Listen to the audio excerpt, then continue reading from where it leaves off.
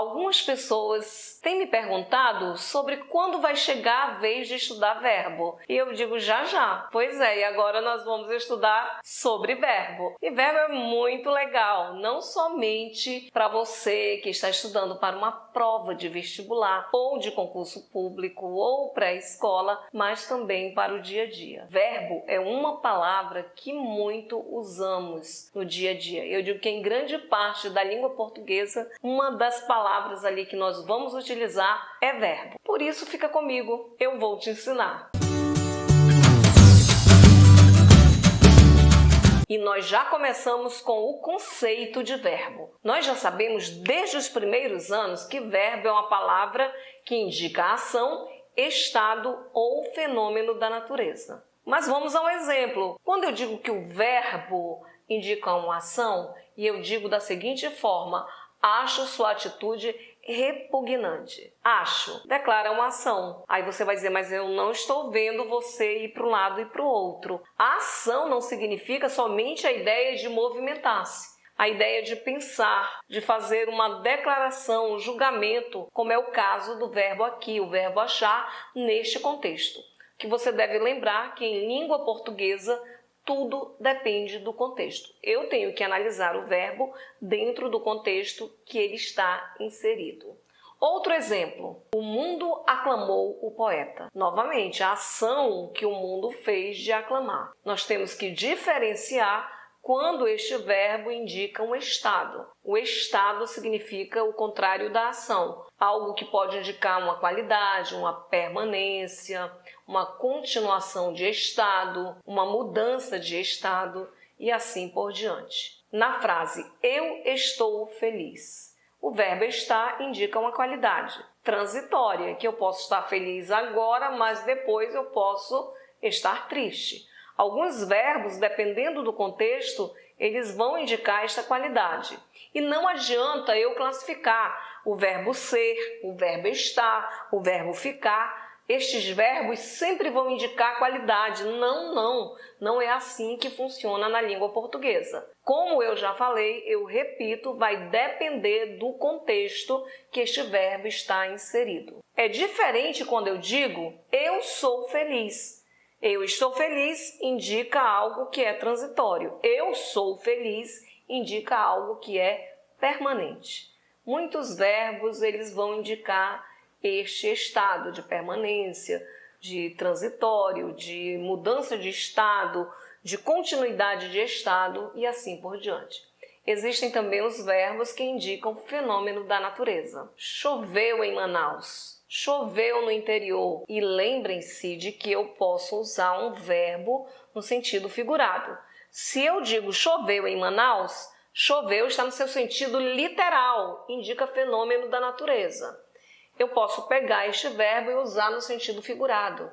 Choveram pétalas de flores. O verbo, quando ele indica fenômeno da natureza, ele é impessoal, nós não colocamos no plural. Mas se eu pegar o mesmo verbo e utilizar no sentido figurado, ele vai declinar normalmente.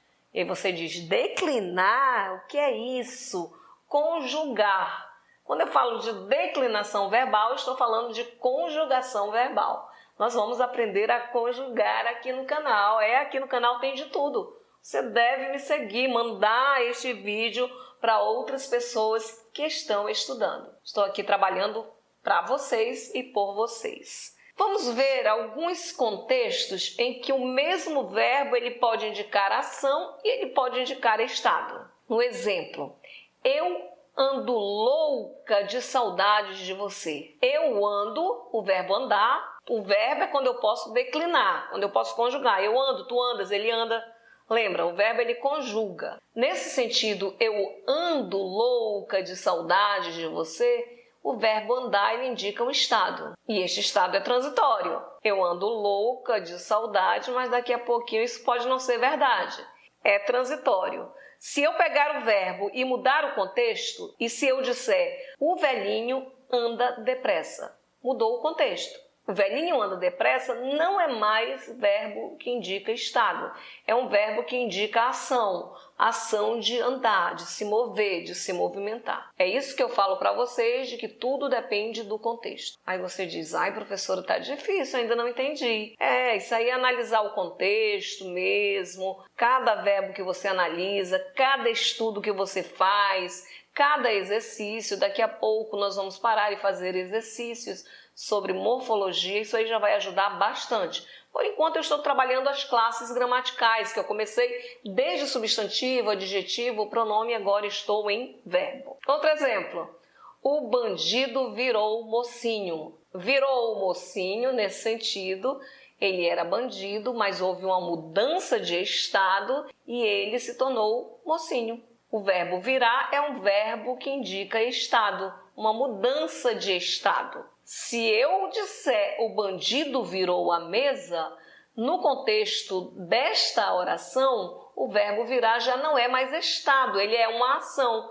Ele foi lá, pegou a mesa e virou. Tudo depende do contexto. Não esquece. O exemplo, o soldado permaneceu no lugar. Este exemplo ele é mais minucioso. Se você analisar a ideia de no lugar, isso indica uma circunstância de lugar, que é um adjunto adverbial de lugar. O verbo permanecer seguido de um adjunto adverbial, ele não pode indicar estado, ele vai indicar uma ação. Porque isso se explica lá na sintaxe. Dentro da análise sintática, seguido de um verbo que indica estado, deve vir um predicativo do sujeito, que é uma característica do sujeito, não a circunstância. É obrigatório com o verbo que indica estado vir uma característica do sujeito, mas aqui veio uma circunstância de lugar.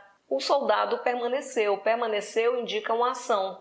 Professora, eu não entendo não. É a ação de permanecer no lugar, de ficar ali. É essa a ideia. E o que eu falei para vocês de entender se o que vem depois é uma característica do sujeito ou se é uma circunstância de lugar, vai te ajudar a entender se esse verbo indica ação ou se este verbo indica estado. Estou aqui já chamando a atenção para a sintaxe. Nós vamos trabalhar sintaxe e vocês vão precisar lembrar do que eu estou falando aqui. Mas agora eu quero usar no contexto em que o verbo indica estado. O soldado permaneceu calmo. Calmo é uma característica do soldado, do sujeito soldado. Se é uma característica, é um predicativo dele. Então, o verbo permanecer neste contexto, neste exemplo, ele indica estado. Aí você vai dizer, a professora já está complicando tudo, não é legal não. É legal sim. É muito importante estudar verbo. Eu vou reafirmar o exemplo agora que eu falei para vocês sobre os verbos que indicam fenômeno da natureza. Com o verbo chover. Se eu digo choveu em todo o estado brasileiro, choveu literalmente, caiu chuva. Eu vou dizer também relampagueou durante a madrugada. Aí, professora, não é relampejou? Pode ser também. Eu gostei de usar o relampagueou, que é mais difícil de falar e eu estou treinando aqui para ver se eu falo direito. Pois é, estes verbos, nevar, choveu, relampagueou, trovejou, no seu sentido literal, indicam fenômenos da natureza. Se eu usar um desses verbos num sentido conotativo, figurado, que não é o sentido literal, aí ele pode ser conjugado normalmente. Ele deixa de indicar fenômeno da natureza. Se eu digo assim, choveram tristezas no meu coração, eu usei uma metáfora. Metáfora é uma figura de linguagem e a figura de linguagem ela utiliza o sentido figurado. Tanto é que eu disse choveram tristezas para concordar com o substantivo tristezas. Eu fiz a concordância verbal. Com o verbo que indica fenômeno da natureza, nós não colocamos o verbo no plural. Bem legal, bem fácil. Continuem treinando. Na próxima aula nós vamos falar mais sobre verbo.